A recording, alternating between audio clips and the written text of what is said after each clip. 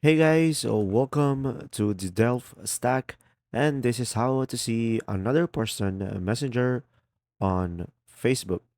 So, guys, to see another person that has a messenger as well is first go to facebook.com or Facebook application, and you can just simply use the search icon on the top right corner of the screen. And from here, guys, you can just simply search for specific person that you want to message. For example, I want to message John Milton over here, and now you just simply go ahead and select the profile of the person. Or if it's not that person, you can just simply select people over here at the category tab. And you can just simply choose the specific person that you are looking for. And after that, as you can see, you will have an option over here, message.